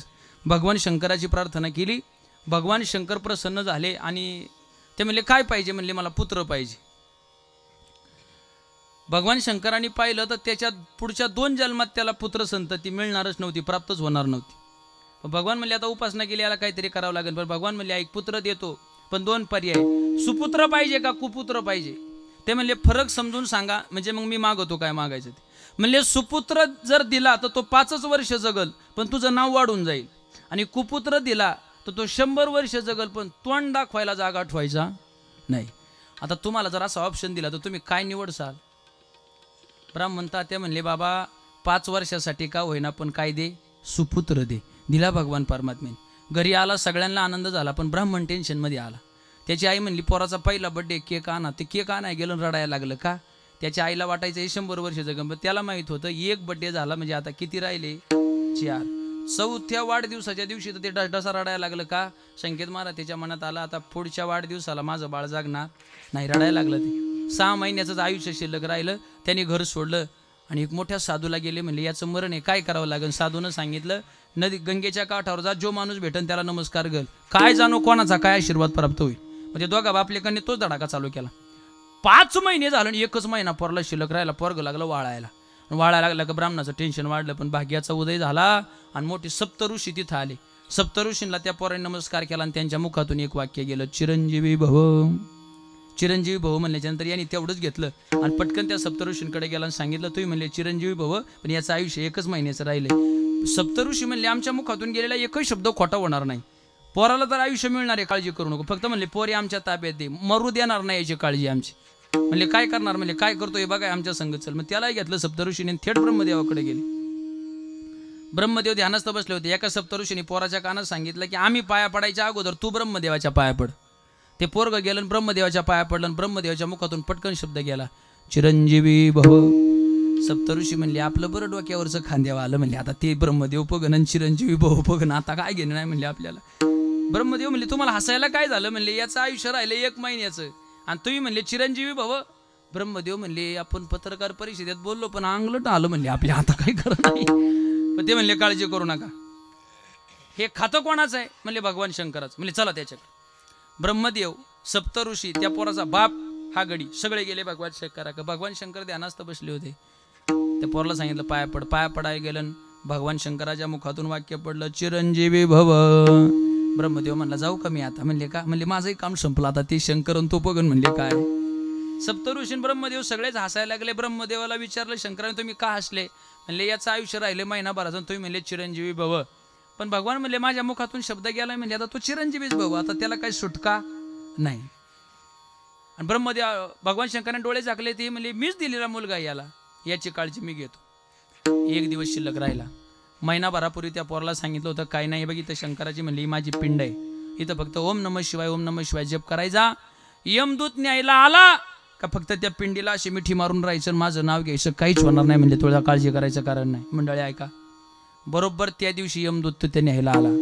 यमानी फास काढला आणि त्या बारक्या चिलुमिल्याच्या गळ्यात टाकला आणि ओढायला सुरुवात केली. पोरगा घाबरलं, इकतं तरफडायला लागलं. जोरात भगवान परमात्म्याला हाक मारली. जशी हाक मारली तसा भगवान परमात्मा म्हणजे भगवान शंकर त्रिशूळ घेऊन प्रगट झाले आणि यमा धावले. तसं यमाने हात जोडले आणि म्हणले देवा काय झालं? म्हणले काय झालं म्हणजे काय पोराला नेतो? म्हणले देवा त्याचं आयुष्य संपलंय ना, 5 वर्ष आयुष्य दिलं होतं म्हणले ते संपलंय म्हणून मी त्याला न्यायला आलो आणि हा तुमचाच कारभार आहे. मी तुमच्याच म्हणजे तुमच्याच खात्यातला मी सचिव आहे म्हणले, तुमच्याच नियमानुसार कामं करतोय म्हणले. भगवान म्हणले याला आयुष्य कोणी दिलं? तू दिलं का मी दिलं? नाही म्हणले तुम्ही दिलंय. मग 5 वर्षाचं गणित तुझ्यानुसार नाही लावायचं, माझ्यानुसार लावायचं म्हणले. ऐक म्हणले कसं आहे तुमचं गणित मला समजून सांगा. म्हणले ऐका, त्रेता कृतयुग, त्रेतायुग, द्वापारयुग आणि कली अशी 4 युग एकदा झाली का ब्रह्मदेवाचा एक दिवस होतो. कळतंय का तुमच्या ध्यानात? एक दिवस होतो ब्रह्मदेवाचा. आणि तेवढी 4 युग परत झाली का ब्रह्मदेवाची एक रात्र होते. ब्रह्मदेवाच्या एका दिवसामध्ये 14 इंद्र येतात आणि 14 इंद्र जातात. ब्रह्मदेवाचं आयुष्य किती मोठं असेल. याचा अर्थ कलियुग संपल्यावर ब्रह्मदेवाचा एक दिवस पूर्ण होणार आहे. असं 100 वर्षाचं आयुष्य ब्रह्मदेवाला आहे. आता ही जर ऐकलं तरच सूत्र लागल, नाही तर तुम्हाला जिलेबीच्या येड्याशिवाय काही आठवायचं नाही. जरा लक्षात धरा. 4 युग एकदा होऊन गेली की ब्रह्मदेवाचा एक दिवस होतो आणि भगवान शंकराच्या एका दिवसामध्ये 100 ब्रह्मदेव येतात आणि जातात. भगवान शंकराचं आयुष्य किती मोठं असेल. आणि भगवान शंकर यमाला म्हणले, मी जे आयुष्य दिलंय ना हे माझ्या दिवसानुसार याला दिलंय. मग घरी जा, कॅल्क्युलेटर घे, याच्या 5 वर्षाचं महिने काढ, दिवस काढ आणि मग वर्ष काढ आणि हे सगळं काढ आणि मग माझ्याकडे ये. यमदूत म्हणला, आता जर 4 चौकडीत ब्रह्मदेवाचा एक दिवस आहे आणि तुमच्या एका दिवसात जर 100 ब्रह्मदेव येतात जातात तर याला न्यायच्या टायमाला कदाचित माझी 10वी नाही तर 15वी पिढी असेल, कारण मीच जगायचा नाही म्हणले आता, नाही का. एवढं आयुष्य. आणि मग एवढं आयुष्य मिळालं आणि तो मुलगा भविष्यात जाऊन मार्कंडेय ऋषी झाला. याला भगवान परमात्म्याची शरणागती म्हणायचं. आयुष्याच्या मापानं का शरण जा उदारा पांडुरंगा. भगवान परमात्म्याची शरणागती पत्करली की मृत्यूवर सुद्धा विजय मिळवता येतो. बा विठ्ठल विठ्ठल.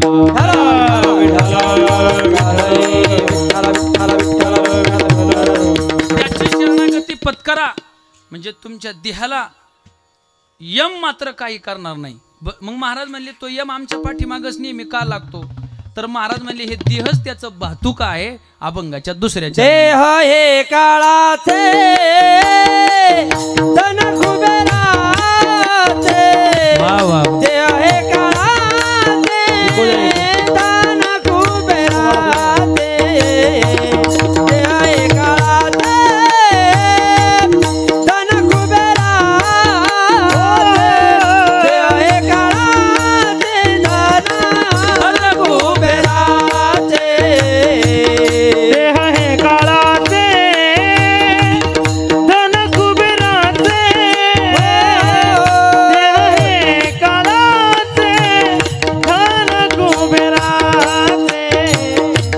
देह हे काळाचे धन कुबेराचे.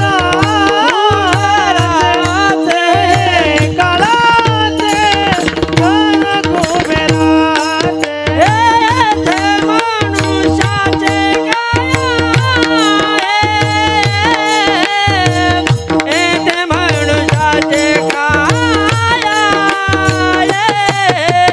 येथे मनुष्याचे काय आहे.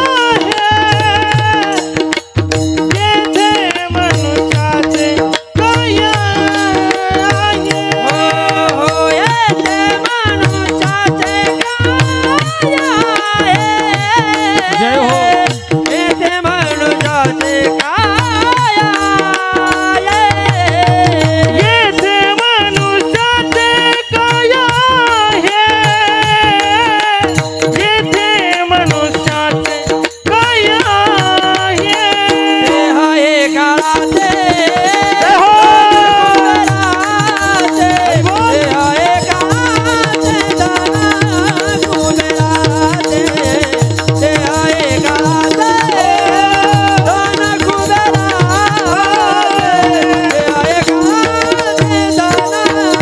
कुबेराचे. देह हे काळाचे धन कुबेराचे. देह हे काळाचे धन कुबेराचे.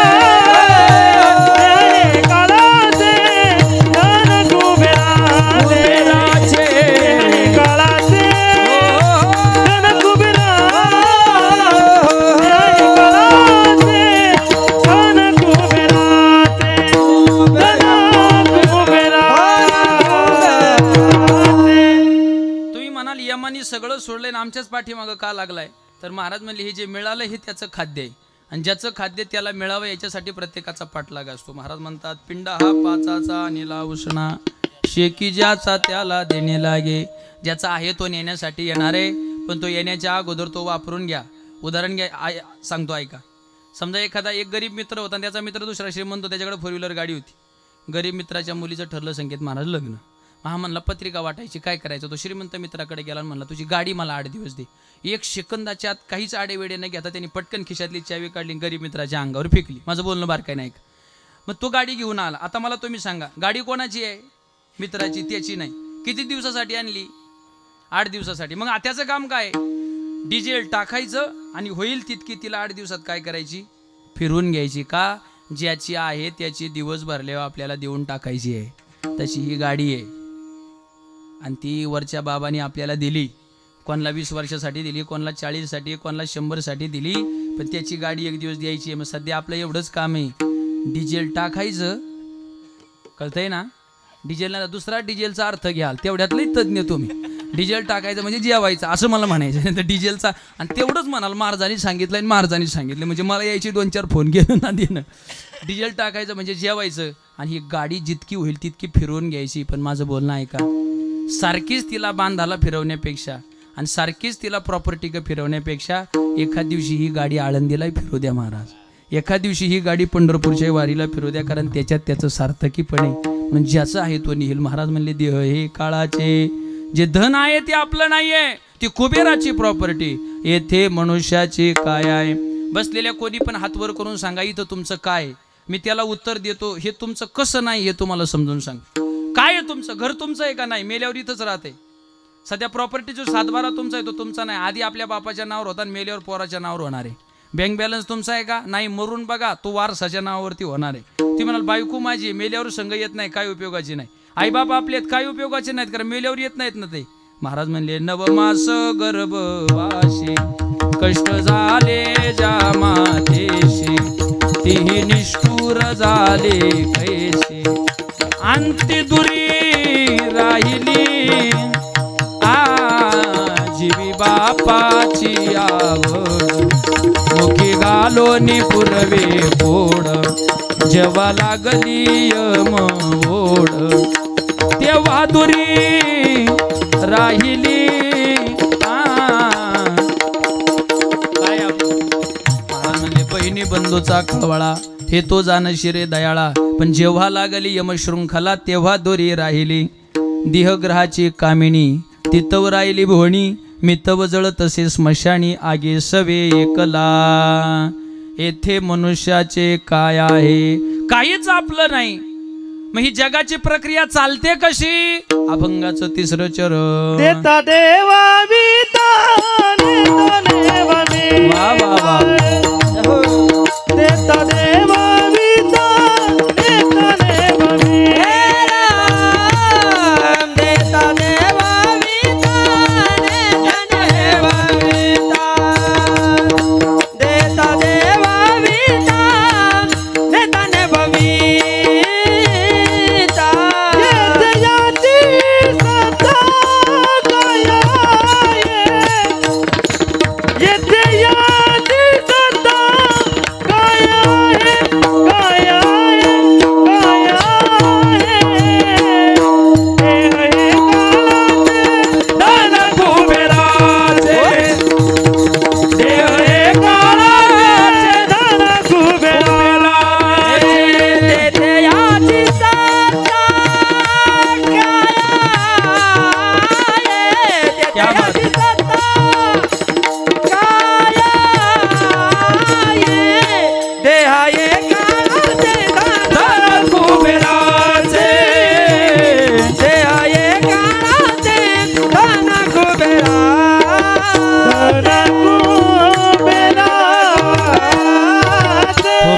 रखुमाई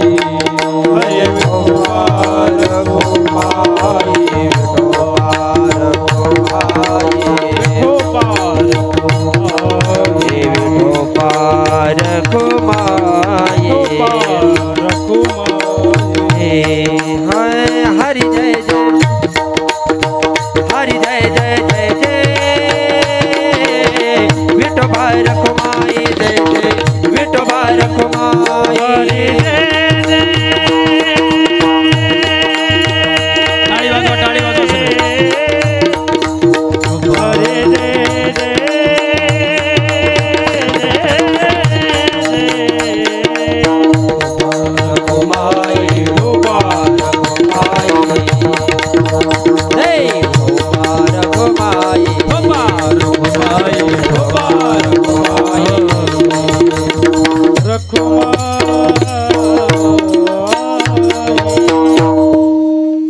मनुष्याचे काय आहे का देता देवविता देणारा आणि देवविणारा नेता नेहविता तेथे याची सत्ता काय आहे.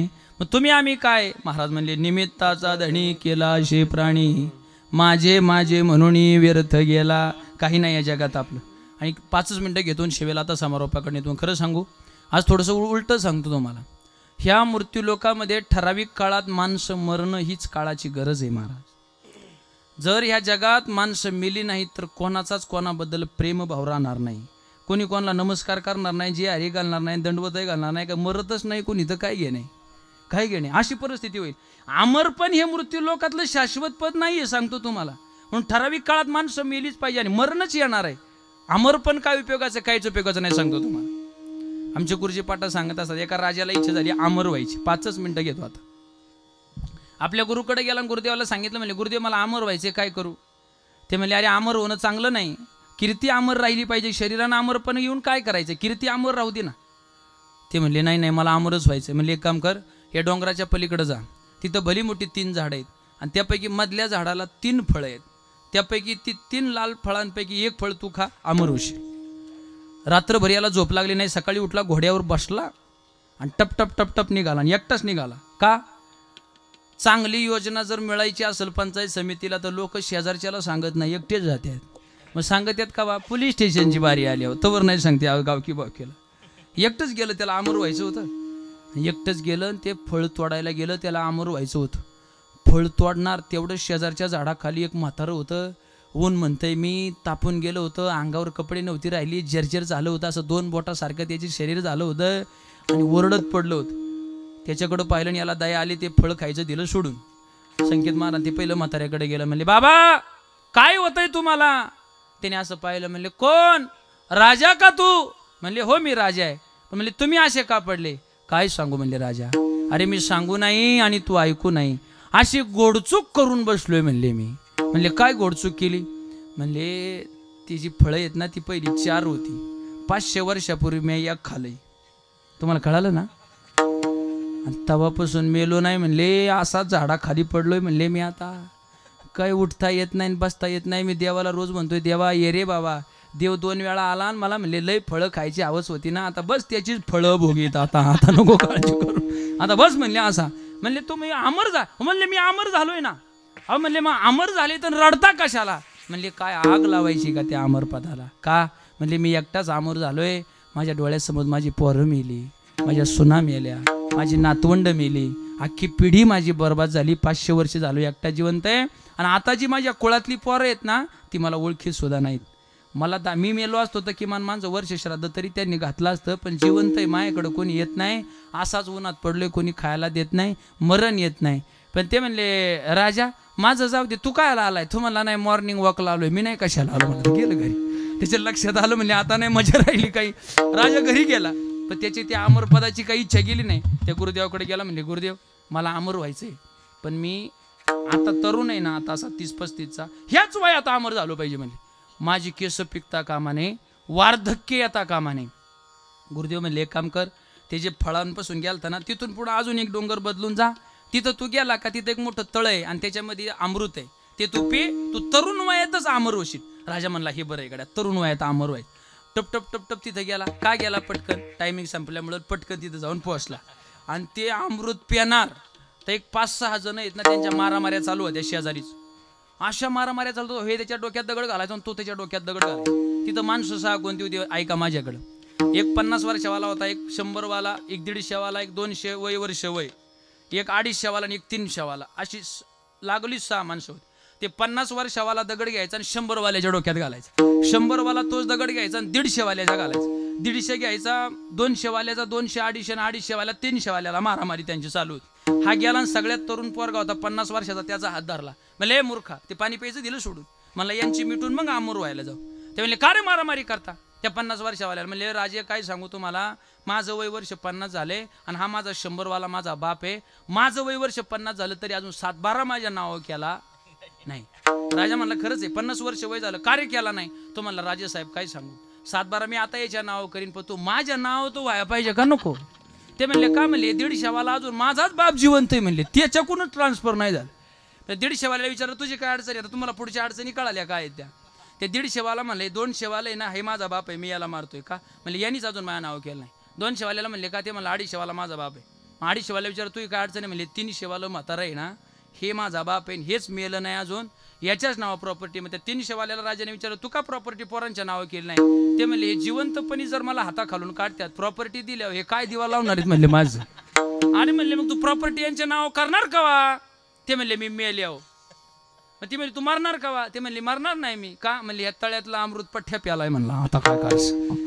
आणि ते म्हणलं मी एकटाच नाही पेलो, या 6 पिढ्यांना सांगितलंय म्हणले, आणि त्यातलं एकही मरायला तयार नाही, आणि त्याच्यामुळे आमच्या मारामाऱ्या चालू आहे. आणि झाली ना मारामारी चालू, पण त्यातलं ते 300वालं बचून बाजूला आलं, म्हणले राजा हे आमच्या चालू द्या मारामाऱ्या. पण ते म्हणले तुम्ही इथं का आले, म्हणले गावातल्या लोकांनी ग्रामपंचायतीचा ठराव घेऊन आम्हाला सांगितलंय गावात पाय ठुला तर तांगड्या नीट राहणार नाही का, आमच्या मारामाऱ्यांनी अख्खं गाव बिघडले, त्याच्यामुळे आम्ही इथंच मारामाऱ्या करतो, भूक लागत नाही ताण लागत नाही. जेव्हा आम्हाला 7 बाऱ्याची सणक येईल तेव्हा दगडी घेतो एकमेकाच्या डोक्यात घालतो, दमलो का परत आराम करतो, आणि आराम केला का परत कीर्तनाला सुरुवात करतो. म्हणले हेच चालू आहे. म्हणले किती वर्ष झालं, म्हणले जवळजवळ 200 वर्षाचा कालावधी लोटलाय, आमचे हेच कार्यक्रम चालू आहेत.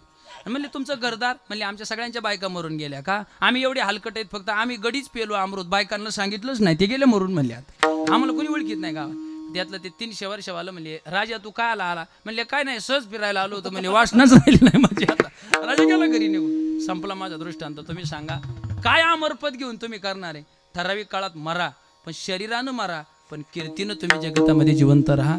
तुम्ही आम्ही सगळे निमित्त मात्र आहेत, ठराविक काळात याचे ठराविक काळात जायचंय. आणि या नासक्या पुसक्या देयासाठी ज्या भगवान परमात्म्याने एवढा उपकार केला त्याच्यात आटी पाडू नका. अभंगाचं शेवटचं माने करे नाची वंदनासाठी, तुका माने करे नाची वंदनासाठी, तुका मने करे नाच वंदनासाठी, तुका मने करे नाच वंदनासाठी. देवा सवे आटी पाटी तोची, देवा सवे आटी पाटी तोची, दे आहे काळाचे धन कुबेराचे, दे आहे काळाचे धन कुबेराचे, दे आहे काळाचे धन कुबेराचे, दे आहे काळाचे धन कुबेराचे. येथे मनुष्याचे काय आहे,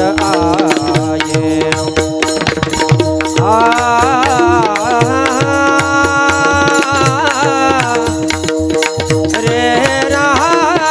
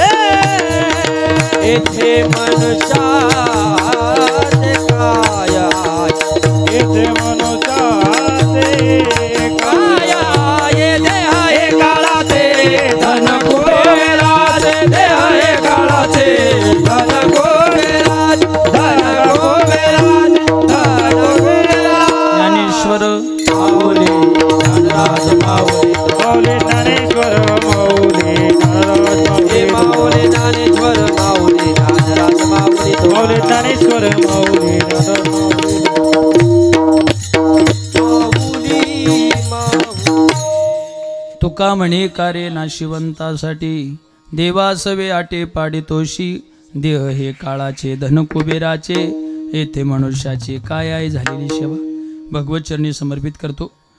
वर्षभरापूर्वी मातोश्रींचं जाणं झालं, त्यानिमित्तानं कुटुंबाला जे काही दुःख झालं ते सहन करण्याची ताकद ईश्वराने त्यांना द्यावी ही सद्भावना व्यक्त करतो. मी माझ्या वैयक्तिक कुटुंबाच्या वतीनं आमच्या मातोश्रींना आदरांजली श्रद्धेने श्रद्धांजली समर्पित करतो.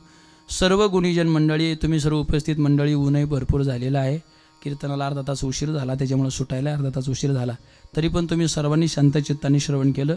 सर्वांना कोटी कोटी धन्यवाद देतो आणि सेवा संपली असं जाहीर करतो. विठ्ठल जय जय विठ्ठल, जय जय विठ्ठल, बोले जय जय